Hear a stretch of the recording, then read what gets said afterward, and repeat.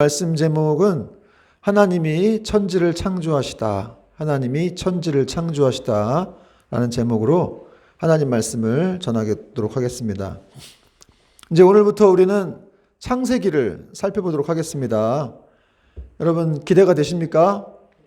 믿음으로 아멘 하시면 우리가 기대가 되는 것만큼 은혜가 될 줄로 믿습니다. 그럼 창세기는 영어로 제네시스라고 하죠. 어떤 차가 생각나기도 하는데 창세기가 시작의 책이라고 할 수 있어요. 그리고 이 책에는 우리의 인생과 또 우주가 어디로부터 왔으며 또 그것뿐만 아니라 동물과 식물, 죄, 또 그다음에 갖가지 이제 민족들에 대한 기원들이 이렇게 기록되어 있는 책이기도 합니다. 특히 오늘 본문 1장은 모든 시작의 시작이라고 할 수 있는 그런 태초의 천지 창조에 대한 그런 얘기가 나오고 있는데요. 여러분 창세기는 누가 기록했을까요? 창세기 모세가 기록했죠. 그래서 이제 모세가 이 모세오경을 기록했는데 그 첫 부분이 창세기입니다. 그래서 수신자는 이제 출애굽을 한 이후에 광야에서 이렇게 또 생활하고 있는 이스라엘 백성들이 이제 1차 수신자가 되겠고 2차 수신자는 이 성경을 보고 있는 많은 사람들이 되겠죠. 모세가 성령의 영감을 받아서 이렇게 이 세상을 하나님이 창조하셨다라는 그런 말씀들을 기록했습니다. 그렇게 해서 기록했던 것 중에 또 하는 이유가 이렇게 또 이스라엘 백성들이 하나님을 잘 믿고 그들이 또 행복한 삶을 또 영유하며 살아갈 수 있도록 이렇게 또 창세기를 기록했다고 할 수가 있는 것입니다. 또 하나 기록 목적을 또 말하자면은 이스라엘 민족이 이렇게 선민으로 선택되고 보존되어 온 것은 바로 온 우주를 지으신 창조주 하나님에 의해서 이미 태초부터 이루어진 일이었다라는 것을 또 이제 알려주기 위해서 이 창세기를 기록했다는 것이죠. 그러니까 이스라엘 백성이 선민으로 선택된 것이 그냥 어느 날 우연히 뚝딱 된 것이 아니라 태초부터 있었던 일이라는 것을 또 이제 알려주기 위해서 이렇게 모세가 기록을 했다는 거예요. 그러므로 여러분 우리가 아브라함의 영적 후손 아닙니까? 예수 그리스도를 통해서 우리도 이스라엘과 이렇게 한 가족들인데 그러므로 우리의 구원 역사도 태초부터 우리가 진행되어 왔다는 것을 우리가 알아야 한다는 것이죠. 참 감격스러운 그런 말입니다. 그럼 오늘 본문 1절을 먼저 보시면 이렇게 짧은 구절로 시작을 하고 있어요. 1절 말씀, 태초에 하나님이 천지를 창조하시니라. 태초에 하나님이 천지를 창조하시니라. 여기서 우리는 사도신경의 첫 부분인 전능하사 천지를 만드신 하나님 아버지를 믿사오며라를 그 구절을 우리가 이제 만나게 되는 거죠. 여러분, 성경은 이렇게 어떤 설명이 없어요.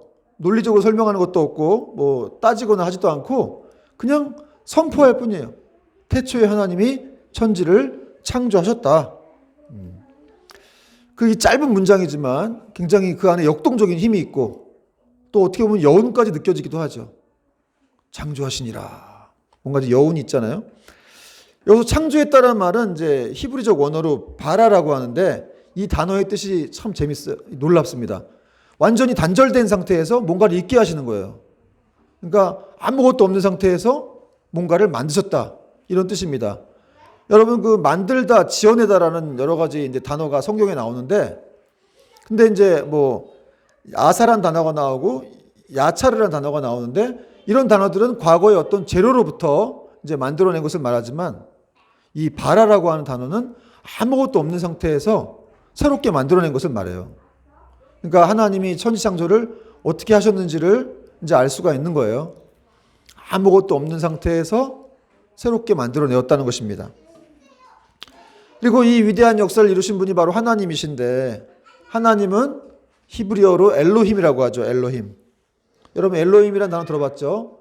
아주 뛰어난 힘을 가지고 계시고 강력한 그런 힘을 가지고 계신 분이다. 이런 뜻인데 그러니까 이 하나님께서 이렇게 세상을 창조하셨습니다. 근데 이 하나님이 복수로 되어 있어요. 복수로. 왜 복수로 되어 있을까요? 하나님은 여러분 한 분이시면서 세 분이시잖아요. 그죠? 그래서 성부, 성자, 성령 하나님으로 삼위일체 하나님이시기 때문에 이렇게 엘로힘이 복수로 써 있는 거예요. 그러니까 한마디로 세상의 모든 일을 창조하실 때 이 세 분 하나님께서 함께 하셨다는 것을 지금 말씀하고 있는 것입니다. 그리고 창조가 시작된 시기는 언제입니까? 태초에 하나님이 천지를 창조하셨다. 그러니까 창조가 된 시기가 태초인데, 이 태초에란 말은 이 히브리적 원어로 베레시트라고 하는데 그냥 시작의 출발점을 말해요. 이때부터 이제 시계가 시작된 거예요. 시계가 태초부터. 그러니까 아주 먼 옛날 옛적에 이렇게 성경이 얘기했으면 그건 자기 마음대로 시간이 있었다는 건데, 태초라고 하는 건 하나님이 이제 시간을 정해서 그때부터 시작했다라는 것을 말하고 있는 것이죠. 그래서 하나님이 이렇게 천지를 창조했다는 것을 뒷받침하고 있는 그런 말입니다. 그러니까 이 태초 시계가 이제 시작되면서부터 그 시간 안에 들어가 있는 그 시간 속에 이렇게 활동할 수밖에 없는 사람들을 또 하나님이 생성하셨다라는 것을 또 말하고 있는 거고요. 그리고 시간 전에는 아무도 없었던 거죠. 영원하신 자존자 스스로 계시는 하나님 외에는 아무도 없었다는 것을 말하고 있습니다. 물론 태초에 말씀이 계셨습니다. 그죠? 요한복음 1장 1절 보니까 태초에 말씀이 계셨고 그 말씀은 하나님과 함께 계셨다. 그 말씀이 누구예요? 성자 예수님이죠. 그러니까 태초에는 아무도 없었어요. 그러나 이렇게 하나님과 성자 예수님, 성령 하나님만 계셨다는 것이죠. 그리고 이제 태초에 하나님이 천지를 지으셨다 그랬는데, 이 천지라고 하는 건 하늘과 땅 사이에 있는 모든 만물들과 그들이 서로 얽혀가지고 빚어내는 모든 역사를 말해요. 그러니까 하늘과 땅만 얘기하는 게 아니라 하늘과 땅 안에 있는 모든 역사들, 그 만물들과 그 안에서 얽혀서 빚어지는 모든 역사들, 그 역사들 속에는 어떤 운동 같은 것도 있겠죠. 지구에 중력이 있잖아요. 중력이 있고 인력이 있고, 그 다음에 이렇게 지구가 자전하고 또 공전하는 뭐 이런 모든 것들을 하나님이 만드셨다는 것을 이제 천지를 창조하셨다는 것으로 이제 표현하고 있습니다. 따라서 천지 창조의 유일한 주체이신 하나님은 모든 만물과 역사의 궁극적인 기원이시기 때문에 로마서는 이렇게 말씀하고 있습니다. 만물이 그에게서 나오고 그로 말미암고 그에게로 돌아간다. 참 멋있는 말씀이에요. 로마서 11장 36절인데 만물은 그에게서 나오고 그로 말미암고 그에게로 돌아간다. 왜냐? 하나님은 모든 만물의 기원, 궁극적인 기원이 되시기 때문에 그렇습니다. 여러분 요즘 봄이잖아요. 봄인데 날씨도 참 화사하고 따스하죠. 그리고 정말 이 꽃망울이도 이렇게 피어지는 게 보이고, 어떻게 또 겨울이 있다가 금방 또 봄이 됐습니다. 요즘 군대가 생각나더라고요. 군대 가면은 그냥 여름하고 겨울밖에 없죠. 거기는 이렇게 뭐 좀 금방 또 추워지면 겨울 되고 또 더워지면 바로 여름 되고. 근데 여기 나오니까 이게 봄이 느껴져요. 군대에서 마음이 추워서 그랬나? 어쨌든 봄이 안 느껴지는데 여기 나오면 세상이 이렇게 좀 사회인으로 있다 보면 좀 마음이 여유가 있어 그런지 봄이 느껴지고 참 날씨도 따뜻한 게 느껴지고. 여러분 또 여름이 되면 어떻습니까? 또 막 풀벌레 소리가 나고 또 싱그러운 풀내음이 또 이렇게 우리 코를 자극하죠. 그리고 이제 이 어떤 이 녹음이 짙은 대지를 보면서 우리는 참 아름답다. 그런 모든 것들을 보면서 우리는 이 수많은 것들을 하나님이 창조하셨구나 라는 것들을 우리가 알아야 한다는 것이죠. 그리고 그렇게 또 이 하나님이 창조하신 자연 작품들이 세상에 있는 어떤 예술 작품보다도 더 아름답다라는 것. 여러분 진짜 그랜드 캐년이라든지 뭐 나이아가라 폭포라든지 뭐 중국의 장자제라든지 이런 데 가보면 정말 이것을 도대체 누가 만들었을까 싶을 정도로 너무너무 거대하면서 아름다우면서 정말 자연이 빚어낸 진짜 어떤 예술 작품보다도 더 아름다운 그런 모습을 볼 수가 있죠. 여러분 이렇게 이 자연이 이렇게 아름답다면 우리 하나님은 얼마나 탁월하신 아름다움을 가지고 계신 분이실까요? 그런 것들을 우리가 연상할 수 있다는 것이죠. 그러므로 사도 바울이 이렇게 로마서에서 하나님의 그 영원하신 능력과 신성이 그 만드신 만물에 보여져서 알려졌기 때문에 사람들이 핑계할 수가 없다. 이런 말을 했었어요. 물론 이제 특별 계시가 주어지지 않았기 때문에 그들이 예수님을 알 수는 없지만 어쨌든 사람들 속에는 이렇게 자연 만물을 보면서 아, 누군가 이걸 지으신 분이 있을 수는 있겠다. 라는 어떤 이 종교적인 본능을 갖게 된다는 거죠. 그래서 여러분 성경은 이렇게 이 톨스토이가 이런 말 했는데 미친 개들이 이렇게 지저대도 태양은 떠오른다. 이런 유명한 말을 했는데 그러니까 한마디로 세상 사람들이 이렇게 창조론에 대해서 우습게 생각하고 과학적이지 않다. 난 믿지 못하겠어. 왜 미친 소리야. 이렇게 말해도 그냥 태양이 떠오르듯이 그냥 성경은 선포할 뿐이에요. 태초에 하나님이 천지를 창조하셨다. 그걸 믿든 안 믿든 그건 너희 자유라는 것이죠. 근데 여러분 세상 사람들은 어떻습니까? 창조론을 믿어야 되는데 어쨌든 그걸 믿지 못하고 세상 사람들은 진화론에 설득이 돼서 진화론에 빨려 들어갔다는 것이죠. 지금 공교육, 학교 교육은 다 진화론이 대세죠. 사실은 그래서 걱정이 돼요. 아이들이 이제 창조론을 배우지 못하고 학교 가서 진화론을 배우면 좀 많이 헷갈릴 것 같다. 이런 생각도 드는데, 어쨌든 여러분, 이 서양 사람들이 진화론으로 설명을 하려고 하고 그렇게 설득이 되어 있다는 것이죠. 근데 여러분, 진화론으로 다 설명이 되겠습니까? 우리가 기독교인이라 알지만 진화론으로는 설명이 다 안 된다는 거예요. 이번에 제가 일본 선교 가가지고 어떤 일본인 사람이, 일본 형제가 자기가 예수님 믿은 걸 간증했는데, 어릴 때 자기 할머니한테 사람이 어디서 나오는 거냐, 사람이 어떻게 만들어지는 거냐, 이렇게 얘기를 했대요. 그랬더니 할머니가 뭐라 그랬겠습니까? 사람은 원숭이로부터 나왔다, 이렇게 얘기를 하셨대요. 상당히 기분 나빴다고 하더라고요. 어릴 때 기분 나빴는데 그냥 그렇게 알고 있다가 나중에 이제 교회 가가지고 말씀 배우고 이렇게 교회를 다니면서, 아, 사람은 하나님이 창조하셨구나 라는 것들을 알고 나서 원숭이로부터 비롯되지 않았다고 해서 아주 자기는 기뻤다, 이런 간증을 들어본 적이 있습니다. 여러분, 지금도 만약에 원숭이로부터 사람이 되었다면 지금도 원숭이로부터 사람이 되어야 되지 않겠습니까? 근데 지금은 안 된다는 거예요. 그리고 여러분, 이 진화론적인 관점으로 또 역사를 바라보는 사람도 있습니다. 그래서 이렇게 진화되듯이 우리 역사도 더 점점 더 좋아진다, 이런 말들을 하는 사람들이 있는데, 여러분, 지금 이렇게 국민 소득이 높아지고 뭐 높은 빌딩이 세워지고 또 다리가 막 건설되고 여러 가지 막 과학이 발전한다, 문명의 기기가 발전한다고 해서 지금 사람들이 더 좋아졌습니까? 오히려 더 행복의 수준은 떨어졌다고 봐야 돼요. 실제로 그렇게 여론조사가 나왔고, 옛날 몇십 년 전보다 지금 많이 발전했지만, 풍요로워졌지만 삶의 질은 더 많이 떨어져 있다. 그게 여론조사예요. 그러니까 진화론 쪽으로 말해서 뭔가 이렇게 발전해 간다라고 하는 것이, 문화는 그렇지 않다는 거예요. 역사가 그렇지 않다는 것이죠. 또 하나 진화론 쪽으로 설명할 수 없는 건 뭡니까? 이 세상의 시작과 어떤 그 근원, 지금 뭐 우주의 되는 그런 우주의 기원에 대한 이론 중에서 가장 핫한 이론이 뭐예요? 빅뱅 이론이죠. 빅뱅. 어떤 한 점에서부터 초고밀도의 점이 이렇게 점점 팽창해 갖고 폭발해서 우주가 만들어졌다. 137억 년 전에. 이게 지금 거의 대부분 천문학자들이 주장하는 그런 이론인데, 근데 여러분, 그럼 그 한 점은 어디서 나타났냐 이 말이에요. 여러분, 과학도 인과론을 얘기하거든요. 원인이 있어야 결과가 있다라고 말하는데, 그 초고밀도의 점은 어디서 나타나냐 이 말이죠. 그게 어디서 나타나가지고, 우연히 나타나가지고 이렇게 폭발해서 팽창해서 우주가 됐다. 지금도 우주는 계속 팽창하고 있다. 지구는 팽창하고 있다. 그러니까 이게 설명이 안 되는 거예요. 또 137억 년 전이라고 하는데, 그건 또 무슨 근거로 그렇게 얘기를 하는 거겠습니까? 그러니까 진화론적으로는 설명이 안 돼요. 결국 설명할 수 있는 길은 창조론밖에 없다. 여러분, 성경 14편 1절은 이런 말씀을 하고 있는데요. 어리석은 자는 그의 마음에 이르기를 하나님이 없다 하는도다. 그들은 부패하고 그 행실이 가증하니 선을 행하는 자가 없도다. 여러분, 성경 시편 기자가 말한 거예요. 어리석은 자는 그의 마음에 이르기를 하나님이 없다고 한다는 거죠. 그리고 그 사람들의 특징이 있는데, 어떤 특징이 있냐면 마음이 부패했다는 거예요. 부패하고 그 행실이 가증하다. 여러분, 하나님이 없다고 생각하니까 마음대로 살겠죠? 하나님이 없다고 생각하니까 뭐 거짓도 막 거짓말도 하고 막 기만하고 또 막 부패로 점철된 그런 삶을 살 수밖에 없는 것이겠죠.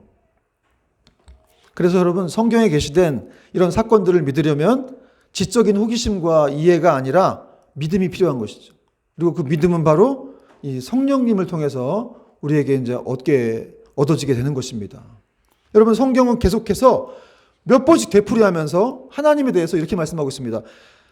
세상이 그로 말미암아 지은 바 되었고 지은 것이 하나도 그가 없이는 된 것이 없느니라. 요한복음 1장 3절이죠.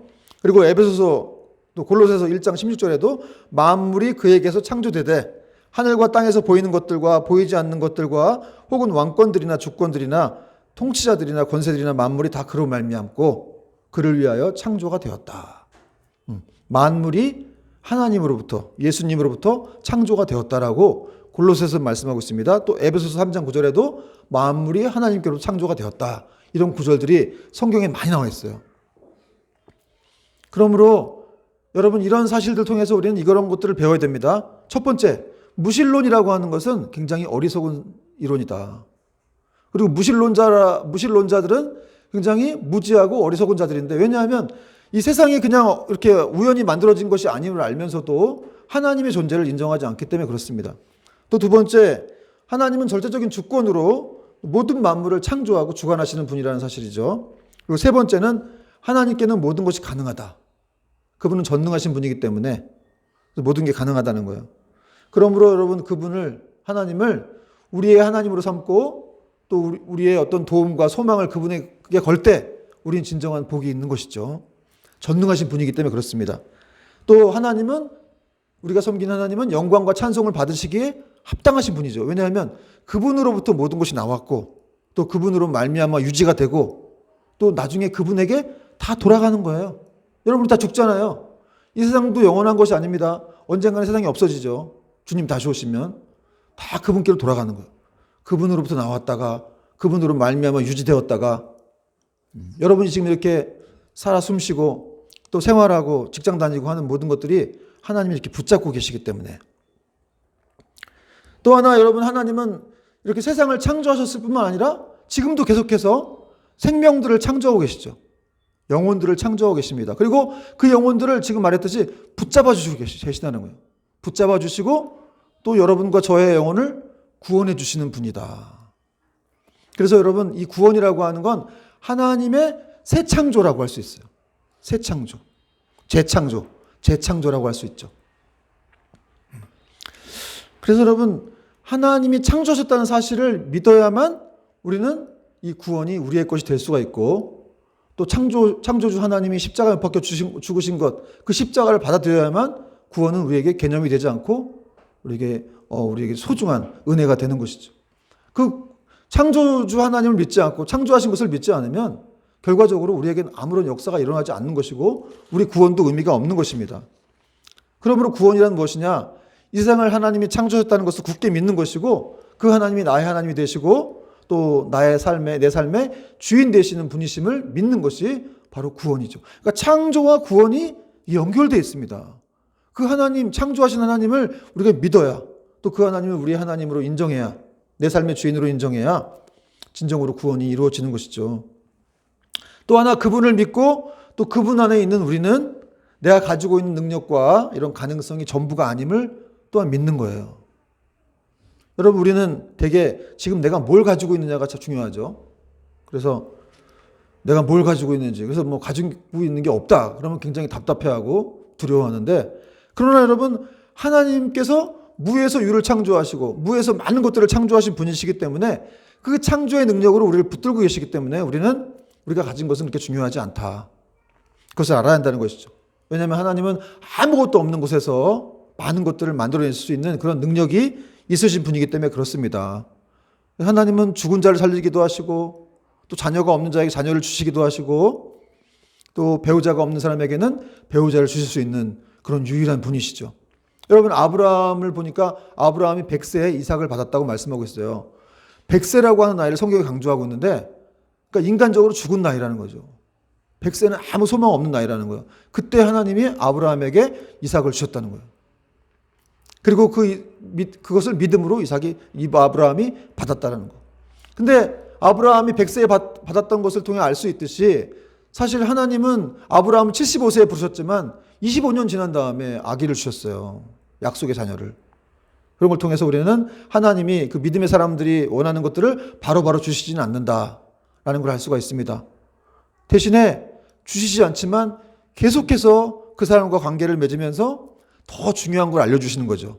하나님을 진짜로 만나게 하시기도 하고 또 정말 중요한 것이 무엇인지를 그 기다림을 통해서 이렇게 또 알게 하시는 거예요.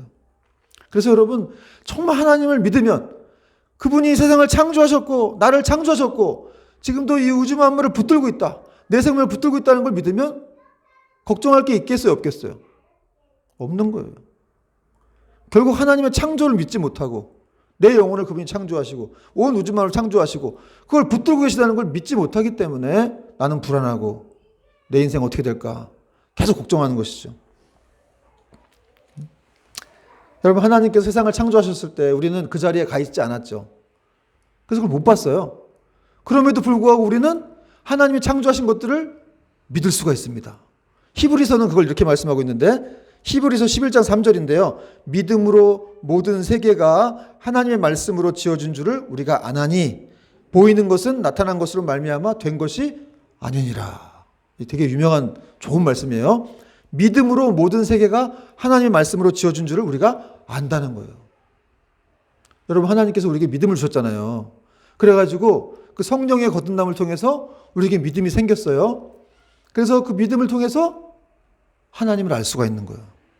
또 세상을 하나님 만드셨구나라는 것들을 인지할 수가 있는 것이죠.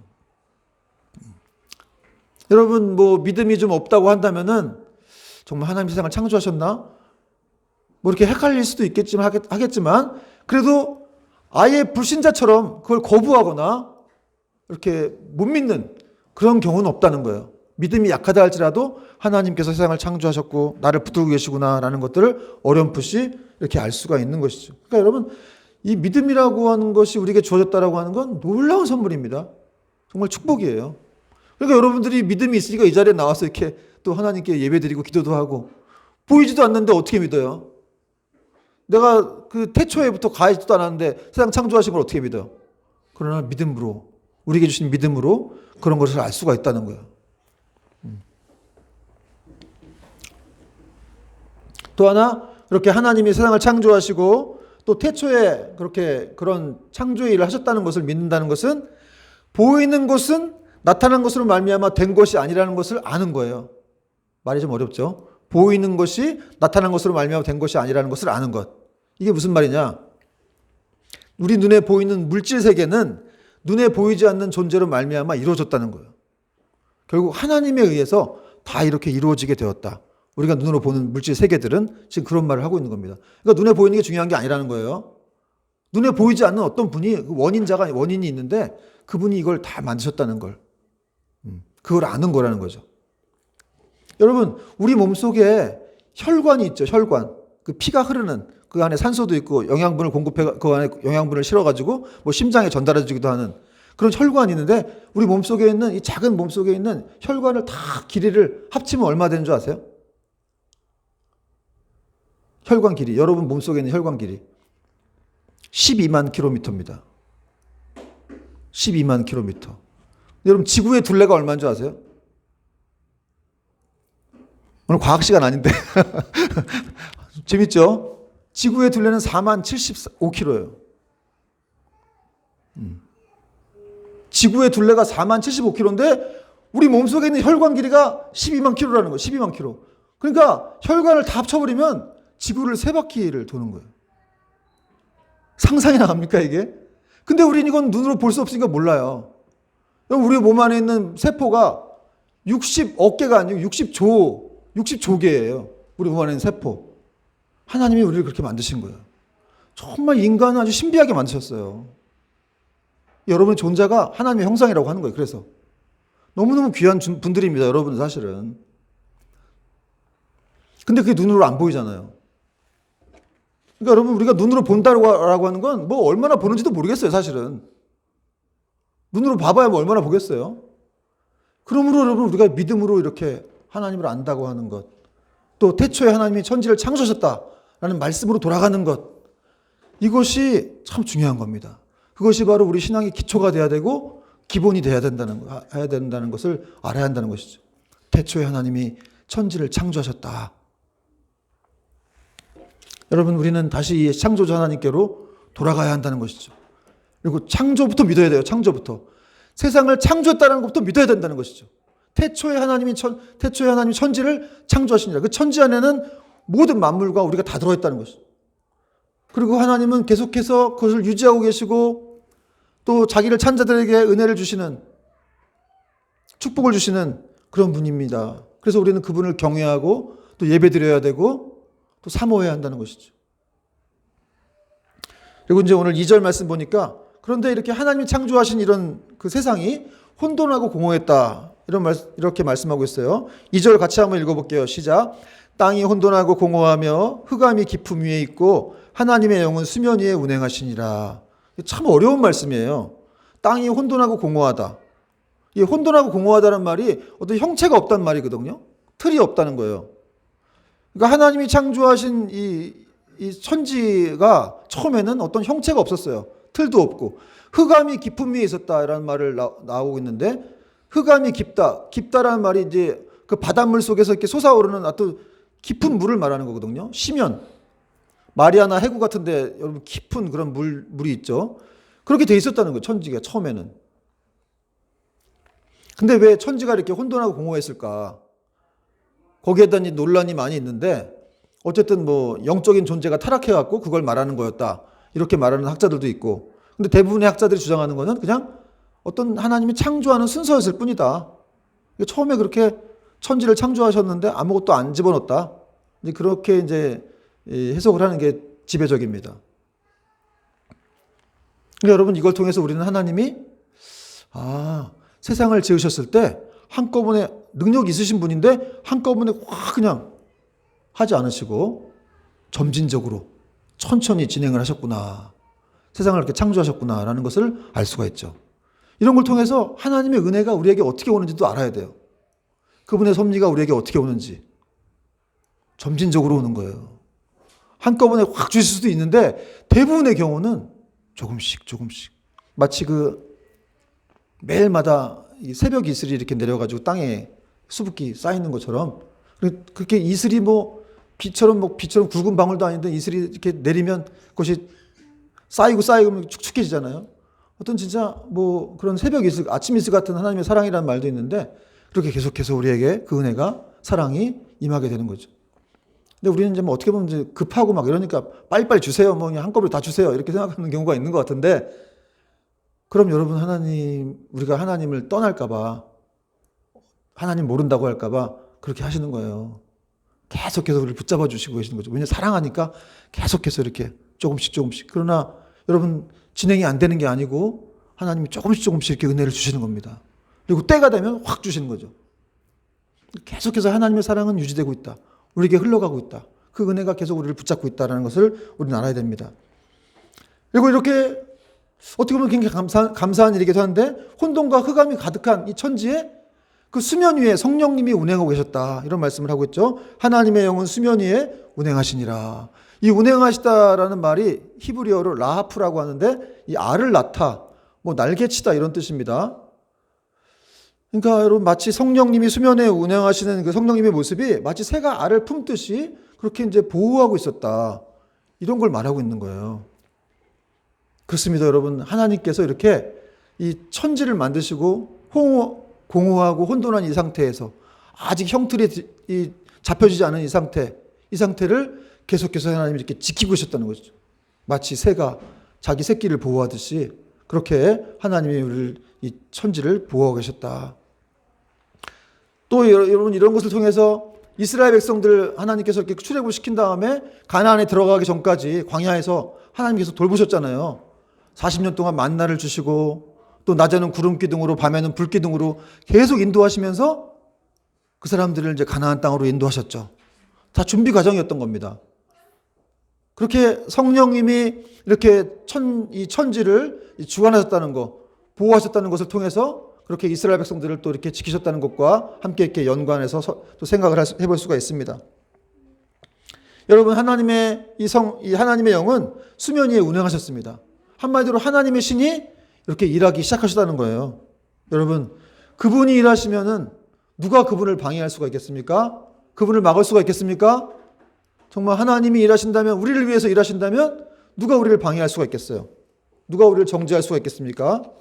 여러분, 성경은 하나님께서 그의 영이신 성령님으로 세상을 창조하셨다라고 말씀하고 있어요. 그러므로 그 하나님의 위대한 일꾼이신 그 성령님에 의해서 우리의 새 창조인 구원도 이루어지게 되는 겁니다. 그리고 우리 삶도 계속해서 천국에 들어가는 그날까지 그 성령님에 의해서 계속 이렇게 돌보아짐이 되게 되고, 또 마지막 하나님이 인도하시는 곳까지 우리는 갈 수가 있게 된다는 사실이죠. 이런 사실을 통해서 우리는 분명히 하나님의 창조를 믿어야 되고, 또 그분께 다시 돌아가서 우리가 그분을 경외하고 예배드리며 또 하나님과 함께하는 그런 삶을 살아야 한다는 것이죠. 그리고 여러분, 마지막으로 하나님의 창조가 의미하는 것 또 한 가지, 이게 중요한 건데, 여러분, 하나님이 세상을 창조하셨다고 하는 것은 아까 앞서도 좀 비슷한 말씀을 드렸는데, 우리 인생들이 가지고 있는 모든 문제의 근원적인 해결자가 되신다는 것을 말하고 있어요. 하나님이 세상을 창조하셨다는 것은. 왜냐하면 무에서 유를 창조하시고 그런 분이시기 때문에 우리에 있는 모든 문제들, 우리 갖고 있는 문제들도 다 하나님이 절대적인 그 초월적인 능력과 강한 힘을 가지고 아무것도 없는 상태에서도 우리의 문제들을 다 해결하실 수 있기 때문에 그렇습니다.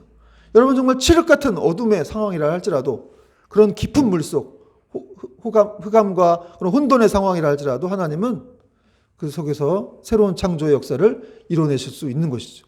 우리의 모든 문제가 어떻든 간에 전능하신 하나님에 의해서 그것이 바뀌어질 수가 있는 것입니다. 그러므로 이런 하나님께 우리는 어떻게 해야 되겠습니까? 이 하나님을 더 의지해야 된다. 이 하나님을 더 바라봐야 된다. 특별히 어떤 문제가 있을 때, 어떤 문제에 직면했을 때 그걸 들고 이 세상을 창조하신 전능하신 하나님께 나가라는 거예요.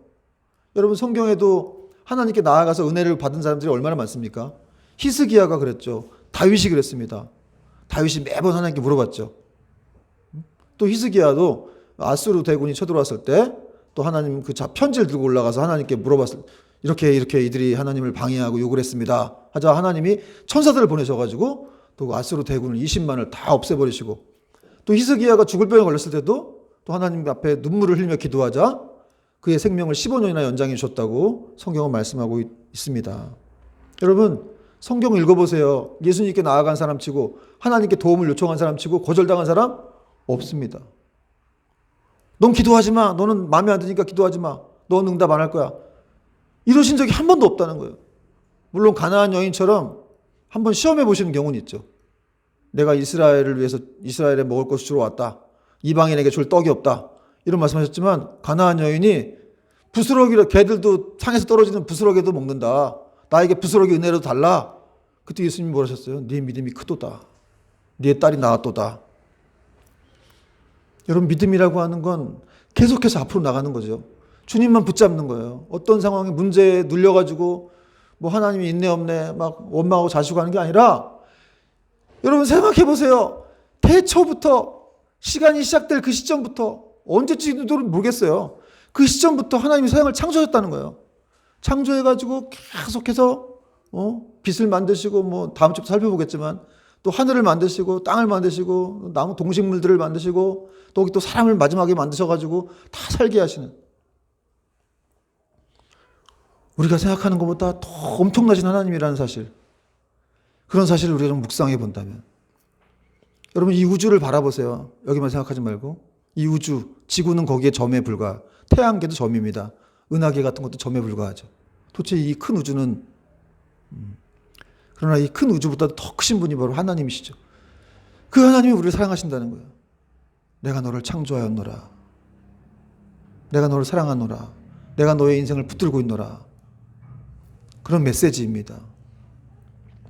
여러분 우리의 삶이 정말 이 창조론에 입각하여서 정말 그 하나님만을 경외하고 예배하며 또 그 은혜의 바다에 우리가 늘 강수에 젖어서 살아가는 복된 인생들 되기를 주님의 이름으로 축원합니다. 찬양하겠습니다. 찬양.